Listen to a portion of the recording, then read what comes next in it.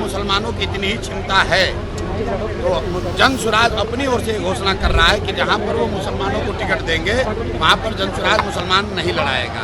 किसी के बच्चे का जीवन सुधरेगा, कभी अमित शाह के बच्चों का जीवन सुधरेगा। ये दूसरी बार भेजे हैं। आज 2 दिन के बाद अब इनका और खुलासा करेंगे तो एक और नोटिस बनाकर तैयार कर लें। प्रशांत किशोर अशोक चौधरी से डरने वाले हैं।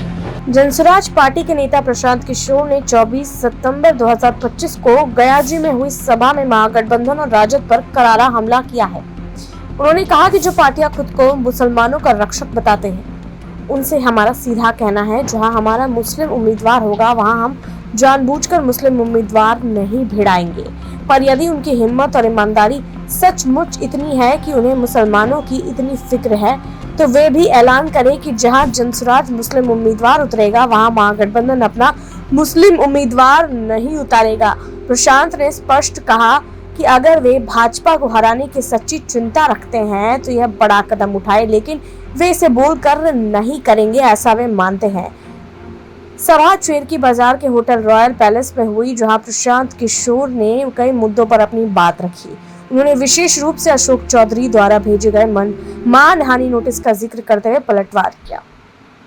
उन्होंने यह भी कहा कि आरोप लगाने वाले नोटिस भेजते हैं, हमारा वकील भी जवाब देगा। उन्होंने चेतावनी दी कि अगले 2-3 दिनों में उन पर एक और किश्त जारी की जाएगी और यह सिलसिला जारी रहेगा। जरा सुनिए इस वीडियो में प्रशांत किशोर और क्या कुछ कह रहे हैं। मुसलमान और पार्टियां कैंडिडेट खड़ा करेंगे, वहां से आप नहीं खड़ा करेंगे मुस्लिम कैंडिडेट को। मैंने ये कहा है कि अपने आप को मुसलमानों के रहनुमा कहना, जो दल अपने आप को मुसलमानों का रहनुमा बताते हैं, अगर उनको मुसलमानों की इतनी ही चिंता है तो जन स्वराज अपनी ओर से घोषणा कर रहा है कि जहां पर वो मुसलमानों को टिकट देंगे वहां पर जन स्वराज मुसलमान नहीं लड़ाएगा।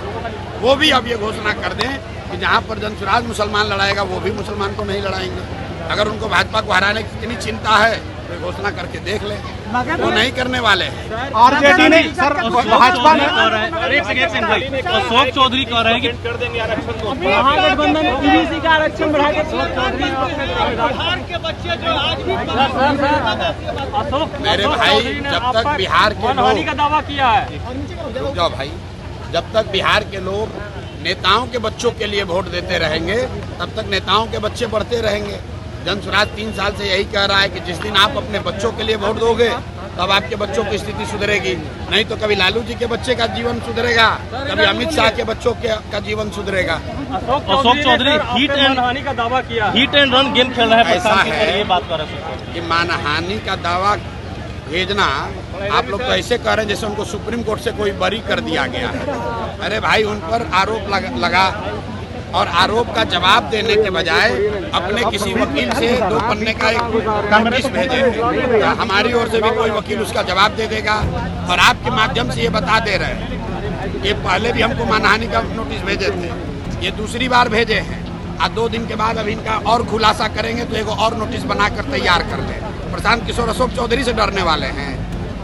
ये 10 को नोटिस भेजेंगे तो भी इनका जान नहीं छोड़ने वाले। सभा में प्रशांत ने यह भी जोर दिया कि वे उन नेताओं का पीछा करेंगे जो आरोपों का जवाब नहीं देते। उनकी नीति साफ है, जवाबदेही और पारदर्शिता।